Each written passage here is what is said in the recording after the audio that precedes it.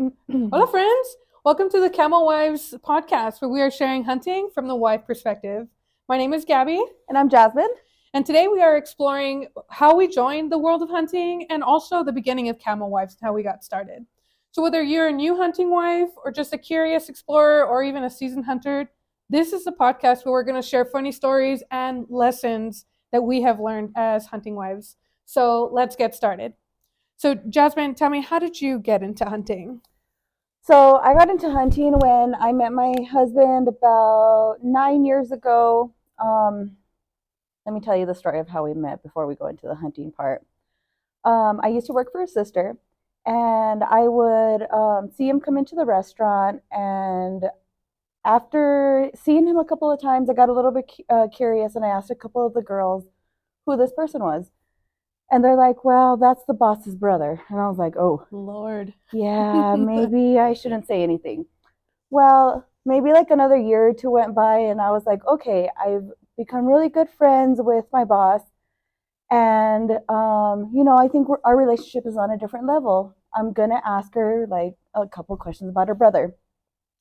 So I started asking her, and she's like, well, he just got out of a relationship and he's not ready to be in another one. I'm like, okay, fine. Well, one day he came into the restaurant and he got a brand new phone. And I was like, oh, that's a really nice phone. Did you just upgrade it? And he was like, yeah, I did. It's a And I was great like, pickup line. I know you already know where I'm going with this, right?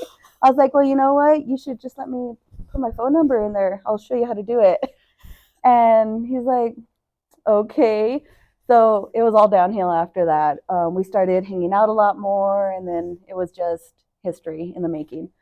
So from there, he kind of started teaching me a little bit about hunting. He told me he was going hunting when I first moved in with him, and that's kind of what sparked the curiosity.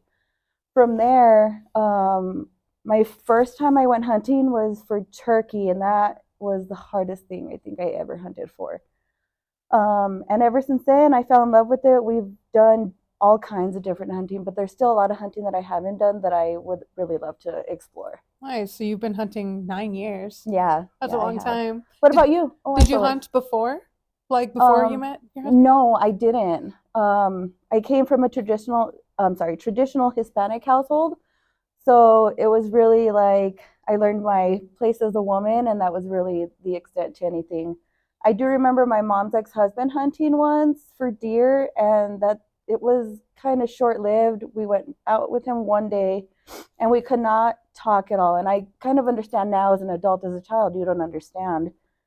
Um, and then I remember him cleaning the animal out and harvesting it and all that fun stuff, but I really don't remember anything else after that. So that was really my extent to my hunting before I got with my husband. Nice. Yeah.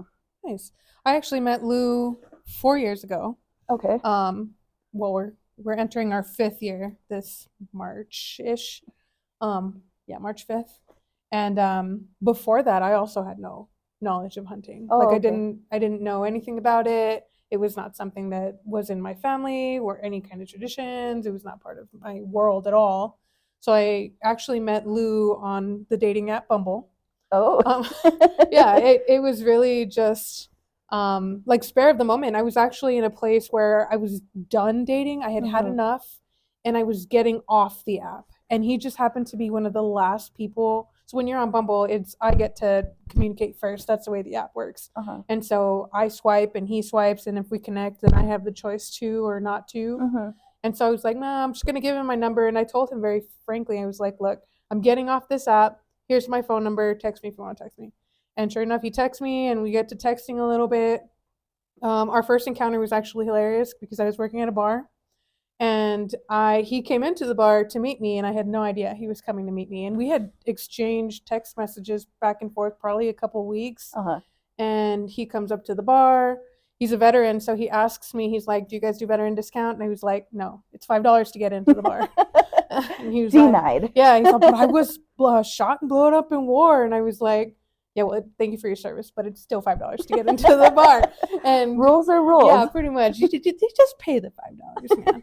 So he gives me his $5, and as you walk around into the bar, there's actually a door to my right, and he stops at the door and he looks right at me. He's like, do you know who I am? And I'm like, I'm real like smug, and I'm like, no, I have no idea who you are. He's like, I'm Lou, and I was like, well, hello, Lou. Oh, Nice to meet you for the first time.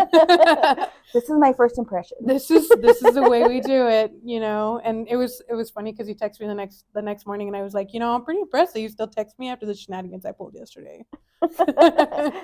And look at you guys, 4 years later, going nice and strong, and he's taught you so much about hunting already. Yeah, I've learned a ton. Our one of our first dates, when I met his friends, we actually did a whole hunting trip, and I had never done hunting in my life, but we'll hold that one for a separate podcast. But that was really my first encounter. So truthfully, I have 4 years in hunting, and I've been on a few hunts now, actually. But I can't say that I'm like an experienced hunter by any means. I'm still very much novice to the world.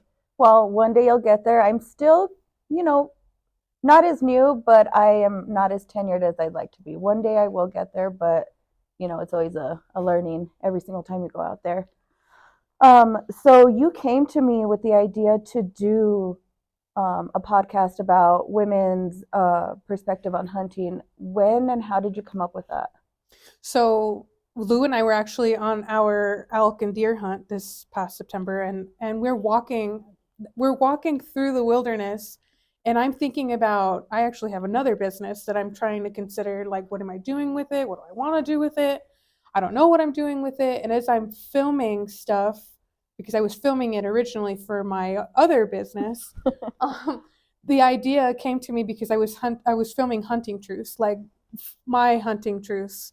And I got to thinking about, like, how cool would it be if I could share what I'm experiencing with other people, which I'm sure I'm not the only one experiencing it. So then I came to you because your husband also hunts, and I thought, wouldn't it be cool? You have, you know, you just said you have 9 years, and I only have 4 years, so it's two separate perspectives. Definitely. And we get to kind of talk through what is, what isn't, what's the differences are between the types of hunts that they do, and the types of hunts that I've done and the types of hunts you've done. And I thought it would be great for us to be able to share that with other people. Definitely.